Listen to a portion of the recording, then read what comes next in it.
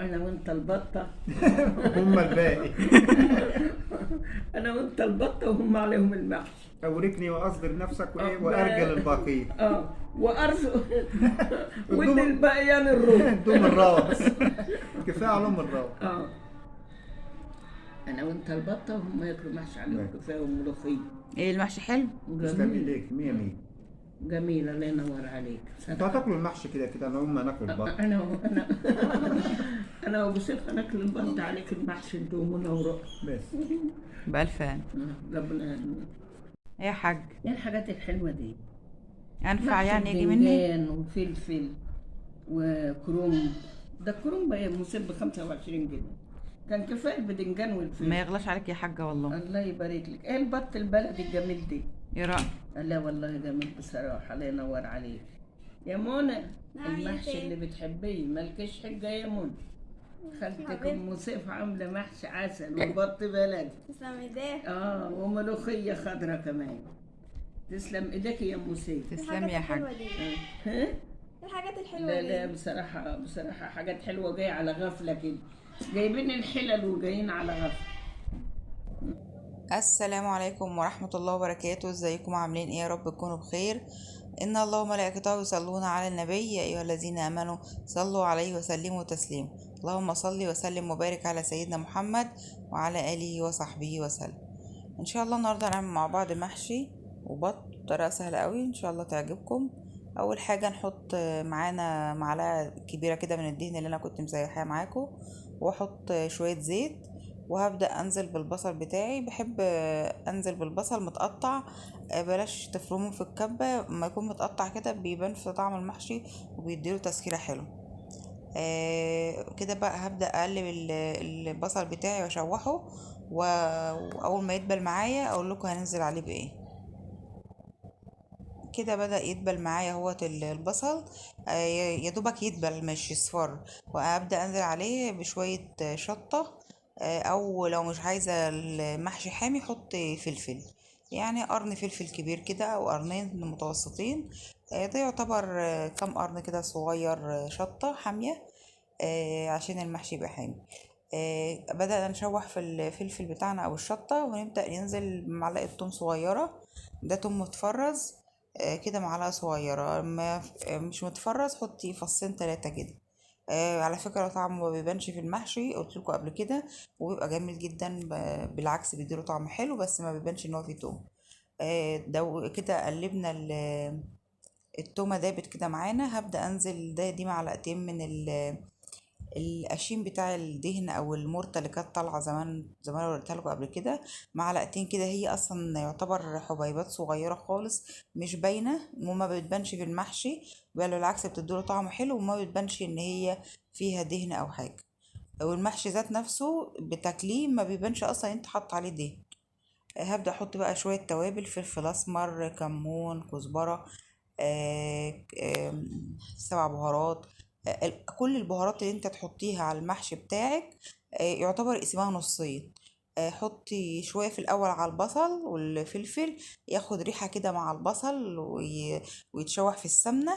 وابدأي بعد كده حطي بقى، لما تيجي تحطي الصلصة حطي بقية البهارات، نفس البهارات برضه. حطيت كده بابريكا وملح. بحط توابل محشي، بحط شطة.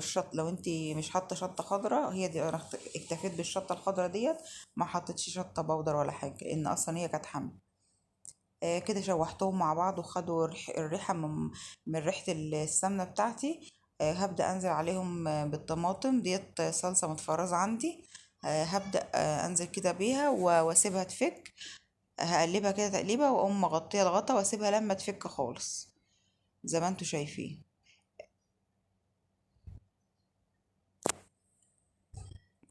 غطيت عليها كده واسيبها لما تفك معانا واوريها لكم. كده بدأت تفك اهيت. هبدأ اقلب فيها واسيبها تتسبك بقى. على ما الطماطم بتاعتي تتسبك هعمل معاكم بطايه كده هنحمرها الاول، معلقه سمنه كده او معلقه زيت. ابدأي شوحيها وبعدين حطيت عليها بصلايه وحطيت عليها طماطمايه، بصلايه متوسطه وطماطمايه متوسطه كده، بقطعها قطع زي ما انتوا شايفين، او لو عايزه تحطيها سليمه زي ما هي حطيها. حطيت عليها معلقه من السكر، ده سكر مش ملح، عشان يعني يسوي معايا البطه بسرعه، لان البطه دي بطه بلدي فبتاخد وقت شويه. نزلت عليهم بميه كده سخنه او ميه مغليه. وهبدأ أحط عليهم التوابل اللي أنا هحطها بتاعة اللحمة، وهبدأ أغطي عليها وأسيبها تستوي. تاخد غلوة معاكي وسيبيها تستوي على نار هادية، بتبقى طعمها أحلى. هبدأ أنزل بورق اللوري، دول كبابة صيني وحبهان، ده عود قرفة كده بكسره. طبعا التوابل اللي انت بتحطيها على الشوربة المعتادة بتاعتك حطيها، مش ملتزمة ما تلتزميش بتوابل معينة. وديت رشة فلفل اسمر، وحطيت تقريبا برضو رشة بهارات، 7 بهارات، اللي انت بتحبيه حطيه. هبدأ اغطيها كده ووديتها الناحية التانية زي ما انتوا شايفين. هتاخد اعلي عليها النار واوطي عليها بعد كده، والغطا بتاعك اما اجي اوطي اقوم قافلاه بقى، عشان يعني انت لو انت فاتحاه بيطلع بخار جامد وممكن يعمل منك. اما توطي عليه تقومي موطيه عليه، تقومي مغطيه الحل عادي. كده الطماطم بتاعتي اتسبكت، الصلصه بتاعتي اتسبكت.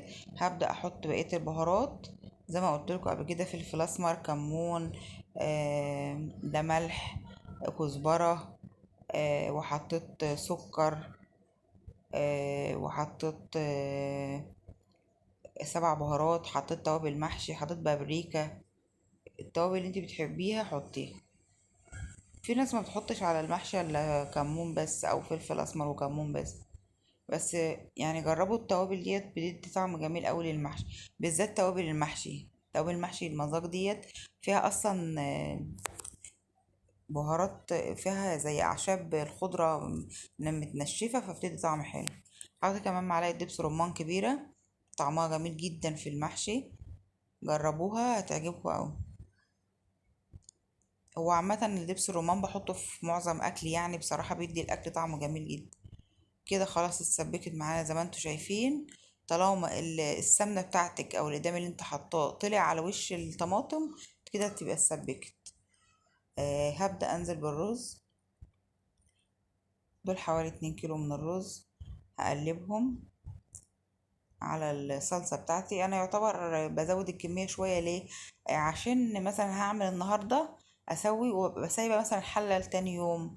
يعني ايه، بتبقي انت بقى تعبانة طول يعني اليوم بتاع المحشي وعمايل الاكل، فبتبقى عايزة تاني يوم تبقى مرتاحة شوية، فببقى سايبة حلة ان انا ايه اسويها تاني يوم يعني.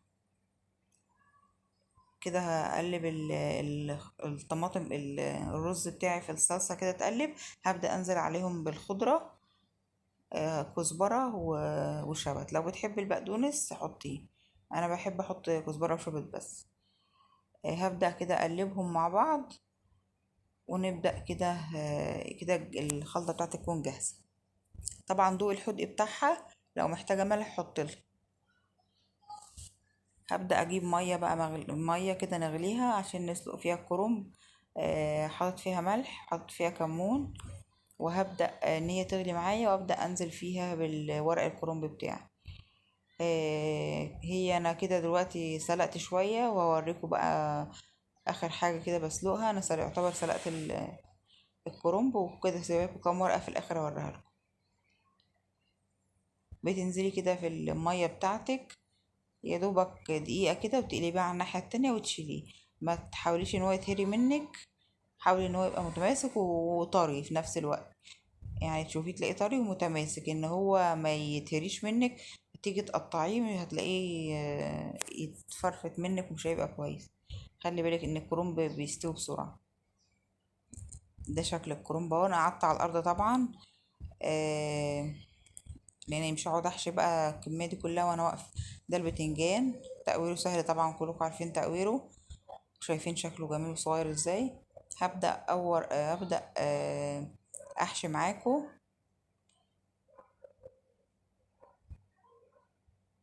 ما تمليش البتنجانية قوي عشان ما تبقاش تيجي بعد كده هتلاقي الرز اصلا استوى جامد، استوى يعني والرز خرج بره البتنجان او الفلفل، فانت تسيبي له مسافة. ما تمليش البتنجان للاخر او الفلفل للاخر عشان لما يستوي يعني ما يزيدش ويطلع معاكي ويخرج ويبقى في الحلة يعني.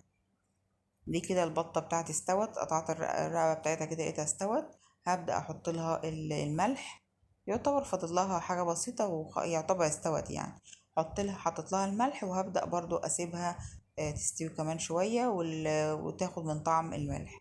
هبدأ اخد منها شوربة احط على المحشي بتاعنا.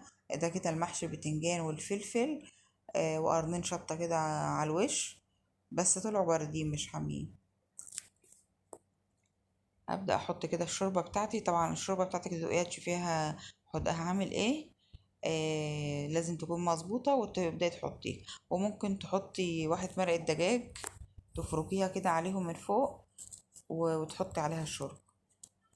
الشوربه ما تبقاش طبعا ماليه المحشي يعني الاخر، لا بتبقى نصه كده تقريبا او اقل من نصه بحاجه بسيطه. هو اصلا بيسرد ميه الخضار عامه وبيستوي. بدأ كده يغلي معايا. بسيبه يغلي شوية وبعدين في الآخر وبحطت له قطعت له شوية كزبرة كده على وش الخضرة كده على وش المحشي، تديله ريحة حلوة برضه. يغلي معاكي شوية وبعدين يبقى يوطي عليه، يعني يبدأ يدخل في سوا معاكي ابدأ يوطي عليه بقى. كده معانا العروق بتاعة الكرنب بقطعها في القعر بتاع الحلة، عشان في أرضية الحلة يعني عشان المحشي بتاعي ما يلزقش. ممكن تحطي ورق بس بدل ما تحطي ورق وترصيه كده اقطعي العروق. العروق بتبقى تخينة فبتديكي طبقة حلوة ان هي ما تلزقش معاكي يعني في الأرضية ولا المحشي يلزق. هبدأ كده أحشي الكرنب معاكم. هلف كام صباع وبعدين أقعد برضو على الأرض أكمل لف الحلة بتاعتي. شايفين شكله صغير ازاي؟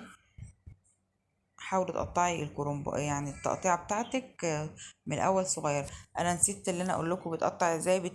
بتشيل ورقة ورقة ورق يعني بتبقى عاملة ورقة ورقة، بتشيل عرق من الجنب وبعدين بتبدأي تقطعيه كده بالطول وبعدين تقطعيه يعني تطلعي الورقة تقطعيها بالعرض على حسب حجم الورقة اللي انت محتاجاه. هتبدأي بقى تحشيه. وكده انا خلص معايا وهبدأ حطيت عليه واحدة مرقة دجاج من فوق وهبدأ انزل بالشوربة.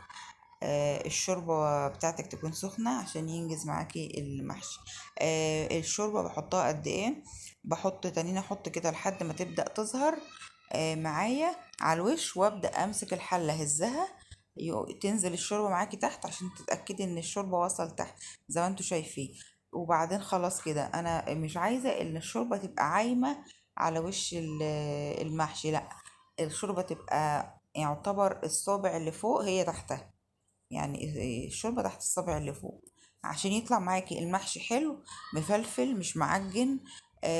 والصابع يبقى متماسك وبيبدأ يتشرب معايا ويغلي الأول ويبدأ يتشرب معايا. هبدأ أهدي عليه النار. ده كده محشي البتنجان والفلفل اللي يعتبر كده استوى. بوريهولكوا. هنعمل كده شوية ملوخية. طبعا كلكم عارفين طريقة الملوخية، حطيناها في الشوربة وقلبناها. دي كده الطشة بتاعتها. هبدأ انزل بقى بالملوخية. شايفين خضار الملوخية؟ الملوخية ديت انا مش مخرطاها. هعمل لكم فيديو للملوخية طريقة تخزينها، طريقة سهلة جدا هتعجبكم اوي. لون الملوخية بيبقى اخضر قوي زي ما انتم شايفين كده، يمكن لونها كمان في الطبيعة احلى من كده بكتير، الكاميرا مش باينة لونها واكنها متخرطة ومتاخدش معاكي وقت خالص. طريقة سهلة جدا. هقول لكم على الطريقة برضو دلوقتي. بتجيبي الملوخية بتاعتك تقطفيها وتغسليها كويس قوي وبعدين تجيبي مية سخنة بتغلي وتقومي حاطة فيها الورق الملوخية تنزليه كده يعني دوبك تنزليه تقلبيه وتشيليه تحطيه عندك طبق تاني في قلبه مية بتلج مية ساقعة جدا وتحطي فيها الورق اللي انت طلعتيه من المية اللي بتغلي وبعدين تشيليه من المية الساقعة تضربيه في الكبة او تضربيه لو ما عندكيش كبة اضربيه في الخلاط وحطي له يعني ربع كوباية مية صغيرة، لان الخلاط ممكن يمشي معاكي وممكن لا. لو ما مشيش معاكي حطي له ربع كوباية مية صغيرة. حطي معلقة سكر في قلب المية المغلية اللي انت هتسقطي فيها الملوخية، وربع معلقة كربوناتو. كده المحشي بتاعنا استوى. شايفين شكله عامل ازاي ومفلفل ازاي. يا رب طريقة النهاردة تكون عجبتكم واستفدتم بحاجة مني. لو عايزين اي حاجة اكتبولي في التعليقات ان شاء الله اعملها لكم. دمتم في امان الله ورعايته، والسلام عليكم ورحمة الله وبركاته. اسيبكم بقى مع رأي الحاجة، ربنا يبارك لنا فيها يا رب. يا حاج ايه الحاجات الحلوة دي؟ انفع محشي يعني يجي مني؟ بدنجان وفلفل وكروم. ده الكروم بقى مسيب ب25 جنيه. كان كفاية البدنجان ما والفلفل. يغلاش عليك يا حاجة والله. الله يبارك لك. ايه البط البلدي الجميل دي؟ يا رأي. لا والله جميل بصراحة، الله ينور عليك. يلا ربنا يطعمكم يا حريم. يا رب اللهم يا آمين. رب. يحيى ايه يا حاج؟ تاكل يا يحيى، والله ده مسيب مظبطة الدنيا خالص. بألف هنا يا حاج. تعالي يا بنتي يا رؤى.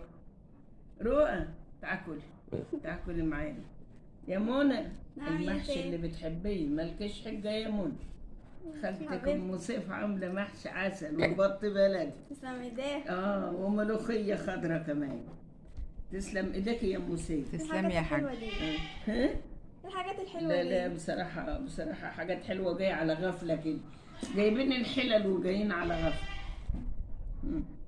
يلا تسلم ايدك يا ام سيف. ما سيف وفتح فين؟ في الدرس. الله ينجحهم يا رب. يا رب. يلا ناكل على ما يجوا بقى. يلا يا يلا بسم الله. يلا يا حاج يحيى. بسم الله يا حاج. بسم الله. ماشي شكري. الله يبارك لك. الله يطعمك ما يحرمك. انا وانت البطه. هم الباقي.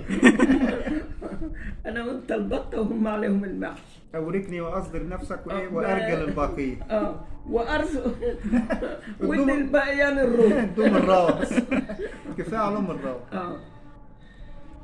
انا وانت البطه وهم ياكلوا محشي عليهم كفايه وملوخيه. ايه المحشي حلو؟ تسلم ايديك 100 100. جميل الله ينور عليك. انتوا هتاكلوا المحشي كده انا هم ناكل البط. انا وابو سيف هناكل البطه. انت عليك المحشي انت ومنى ورؤى بس. بألف هنا. ربنا